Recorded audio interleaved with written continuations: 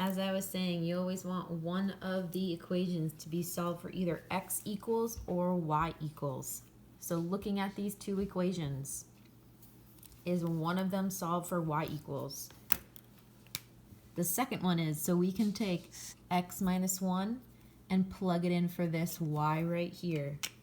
That way we're only going to have x's in our problems. So we have 2x minus 3, we're plugging in x minus 1 for y, equals negative 1. Now we're going to distribute that negative 3. Negative 3 times x is negative 3x. Negative 3 times negative 1 is positive 3. Combine your like terms. They're on the same side, so you don't need to change the sign. 2x minus 3x is negative x, plus 3 equals negative 1. If I'm solving for x, I need to get rid of this positive 3. Since it's positive, I'm going to subtract it. So I have negative x equals, same sign, add them up. You get negative 4. Last step is to divide by negative 1. A negative divided by a negative is a positive. So now that we found what x is, we have to find what y is. So you're going to take this value, plug it into either the top or the bottom equation. It doesn't matter, but I'm going to tell you that plugging it into the top one is going to be way easier. Y equals, we plug in 4 for x. So y equals 3. So how do I write this as an answer? It's going to be a coordinate because this is the intersection point if we were to graph them.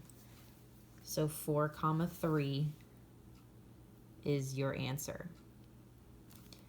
Moving on to number 2. Y equals negative 3x plus 5. Lucky for us, this is already solved for y. So that means I need to take this negative 3x plus 5 and plug it in for this y right here.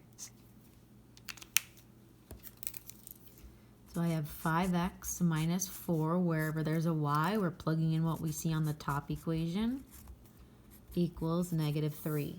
Now, how many variables do I have in the problem? Variables mean letters. Just one. Now we need to distribute. Negative 4 times negative 3x is positive 12x, and negative 4 times 5 is negative 20. Combine your like terms. They're both positive, so we add them up. And now I need to solve for x, so how do I get rid of the negative 20?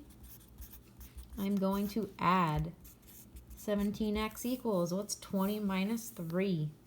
17. We divide both sides by 17, so we get x equals 1.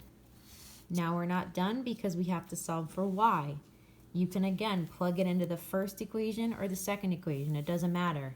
But like the other problem, easier to plug it into this equation because it's already solved for y. So all we got to do is take that 1 and plug it in for x. So you're going to have negative 3 times 1 plus 5. So negative 3 plus 5 is 2. Y equals 2. Final answer 1, 2. That is the intersection point if you were to graph these two lines. Moving right along. At any point you need to pause this video. If I went too fast, go ahead and do so. This is where the two colors are going to come into play.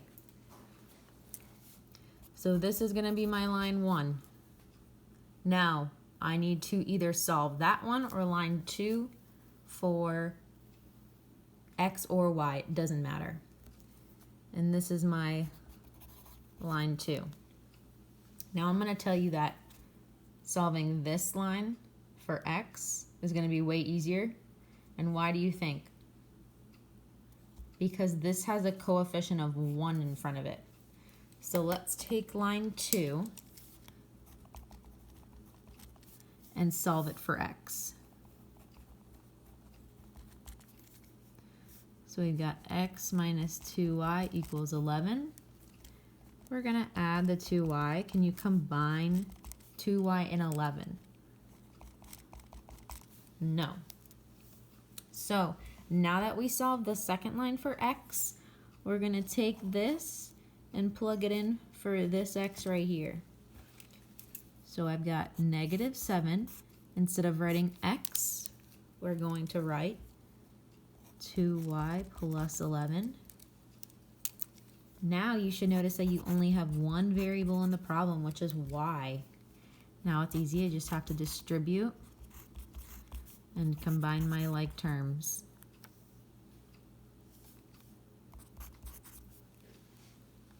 My like terms, -14y and -2y. I'm gonna go right here. That's -16y minus 77 equals -13. I need to add this over.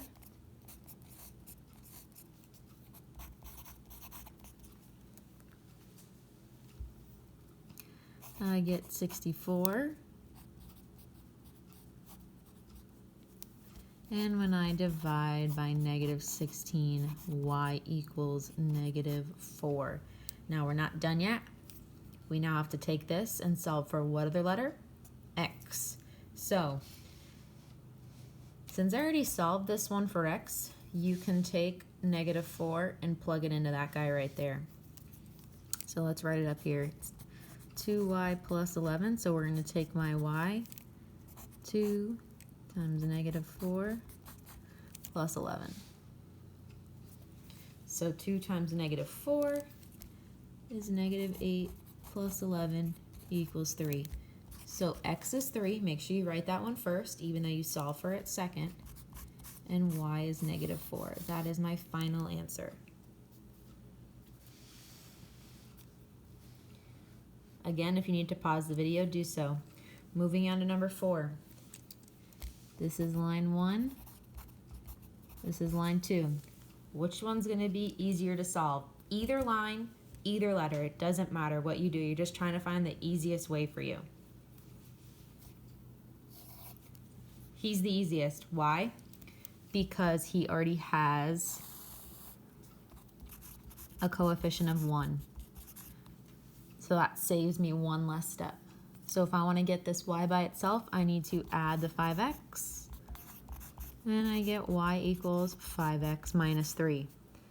Now we can take this and plug it in for this y right here. I'm going to go up here so I don't confuse you guys. So let's see, I've got 3x minus 8. I'm not going to write that yet. Equals 24. So in this y spot, I'm going to write 5x minus 3. That's what I just solved there. Okay, now I can distribute 3x. -8 times 5x is -40x. -8 times 3, positive 24, equals 24. Now what letter are we solving for? X. So we need to combine our like terms. That gives me -37x plus 24 equals 24. How do I move a positive number? I subtract. And I get -37x equals 24 minus 24, 0. Divide. What do you get? X equals 0. That's okay because 0 is a number. Now you need to take this 0 for x and plug it back into this right here. So we've got 5 times 0 minus 3. That's 0 minus 3, which is -3. So x is 0, y is -3. Final answer. Okay, go ahead and pause the video and do number 5. When you are done, unpause the video and watch what I do.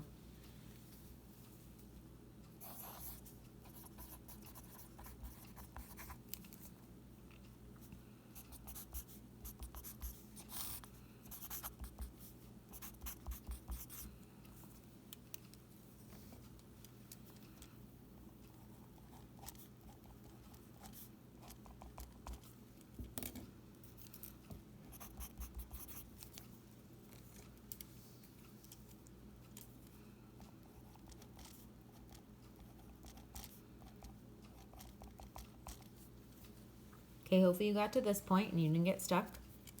Then you looked at your like terms and you thought, oh no, they're going to cancel because that's 0. So then I have 9 equals 4. You ask yourself, does 9 actually equal 4? Are they the exact same number? Yes or no? They are not the same number, so that means this cannot be true. So this is a no solution because it gives you a false statement. No solution. That one was pretty easy. Now go to number 6. Pause the video and do so because this one's already solved for y. So you're going to take this and plug it in for that y right there. So pause the video.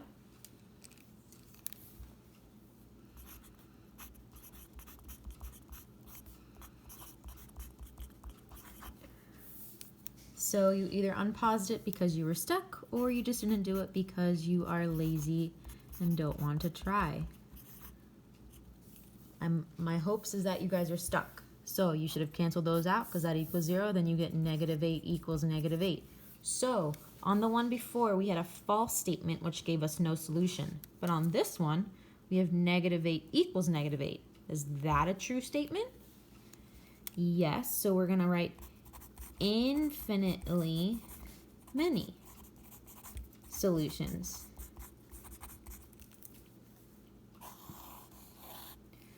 So by doing these notes, you see that there can be 3 possible answers. You can have an intersection point of 2 lines when you graph them, or another answer could be no solution. So that would mean the lines would never, ever cross. Or infinitely many would mean they're literally on top of each other, 2 lines on top of one. So those are your 3 answers. Now that you have finished your notes, turn these in, make sure they are properly written out, and then you may complete your exit ticket. Do not complete the exit ticket until you do your notes. Good luck.